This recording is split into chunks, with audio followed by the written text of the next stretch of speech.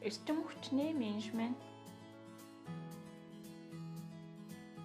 Манай дэлхийн байгалийн эрчим хүчний олон их үүсвэрүүд нь эрт дээр үеэс хүн төрөлхтнийг өсч хөгжин амьдрах орчноо сайжруулахад нөлөөлсөн байдаг бөгөөд бид өссөн хөгжих тусам эрчим хүчний хэрэгцээ улам бүр нэмэгдсээр байна. Идүүгээ бидний өдөр тутмын хэрэгцээ болсон завь, онгоц, машин механизмын үйлдвэр, телевиз, компьютер гэх мэт бүх цахилгаан хэрэгслүүдийг ажилуулахын тулд бид хязгааргүй цахилгаан станцаар дамжуулан авдаг бөгөөд цахилгаан станц руу ирж буй анхдагч эрчим хүчийг байгалийн их үүсвэрээс буюу тодтгон хэлбэл нүүрс, тос, уран, нарны гэрэл болон далай тэнгисээс авдаг билээ.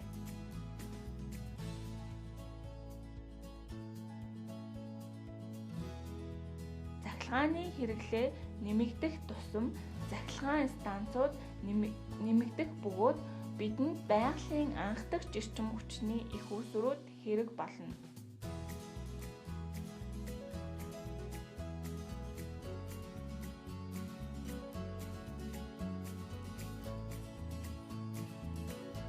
Эрчим хүчний түүхий эдийг байгалаас гаргаж авахын тулд түүнийг боловсруулах олон үйлдвэр баригддаг нь байгаль орчин бохирдуулж буй гол хүчин зүйл болж байдаг.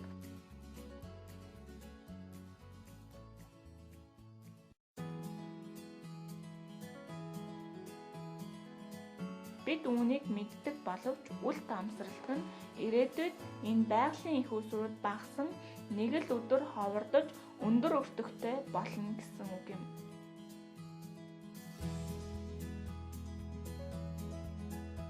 Тиймээс байгаль дээлтэй сэргээгдэх эрчим хүчийг бид одооноос сонирхож эхэлж байгаа билээ.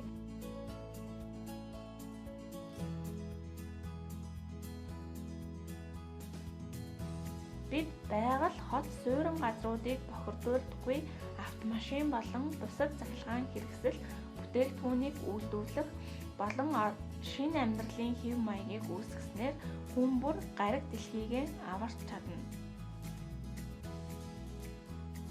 Хамгийн энгийн нэг жишээ бол бид ашиглаагүй гэрэл цахилгаан хэрэгсэл залгуураа байг унтрааж хэрэглээгээ багасгах зэрэг нь бидний зүгээс хийж чадах анхны ухаалаг алхам болох юм.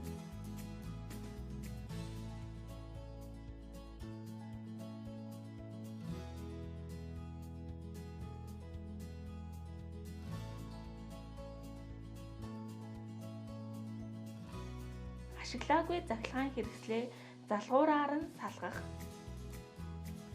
Ариун цэврийн өрөөнд ороод гарахтаа гэрлээ унтраах. Өрөө дасгалгааны температурыг дундаж хэмт барьж хэвшүүлээрэй.